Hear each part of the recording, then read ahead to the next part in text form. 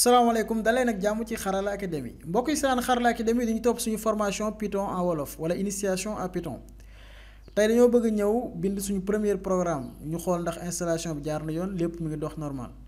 léegi pour ñu def loolu dañuy ñëw ci suñu Windows ñu créer benn dossier mën nañ ko tuddee formation Python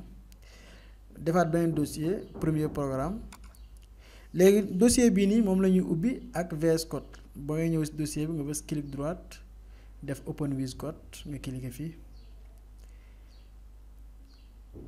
léegi boo cliquer foofu da koy ubbi gis nga dossier vide la dara nekku si ñu bind ñu créer benn fichier lii mooy fichier lii mooy dossier voilà ñu cliquer ñu présente premier programme léegi Python toujours lu muy jeexe mooy point py ni ngeen xamee noonu la amee ay fichier yoo xam ne day jeex point html mu nekk html am yoo xamante ne point c mu nekk c léegi ñu def point py léegi ñun suñ premier programme lan lañu si bëgg a bind par exemple ñu def print léegi dañoo bëgg nuyu ñëpp waaw bonjour tout le monde bienvenue sur Xarala ok ñu def bonjour tout le monde oh javascript léegi bu ñu defee lii ba pare lu taxoon ma leen doon wax ñu utiliser VS Code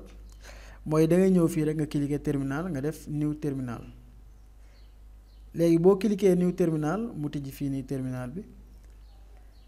léegi gis nga terminal moo nekk nii mi ngi si dossier premier programme léegi pour nga lancer programme Python da ngay bind par exemple Python lii nii moom mooy Python bi nekk sa ordinateur mu laaj la yow lan nga bëgg si man nga ni ko dama bëgg nga lancer premier programme bi mooy fichier bi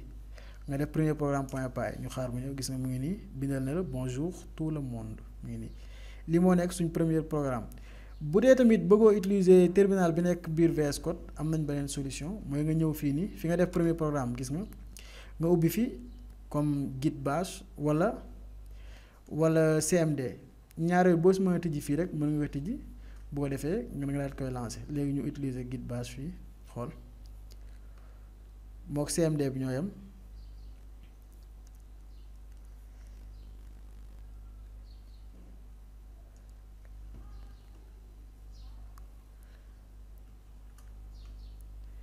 léegi ana git bash bi voilà git bash moo nekk nii nga cliquer Python premier programme point py gis nga mu ngi nii bonjour tout le monde bu dee Ubuntu nga yor wala Mac aussi da ngay ubbi fii sa terminal rek nga tàppe Python premier programme point py dina ñëw boo defee bu lépp jàllee mën ngaa tàccu sa bopp ba prochaine vidéo ci yeneen formation merci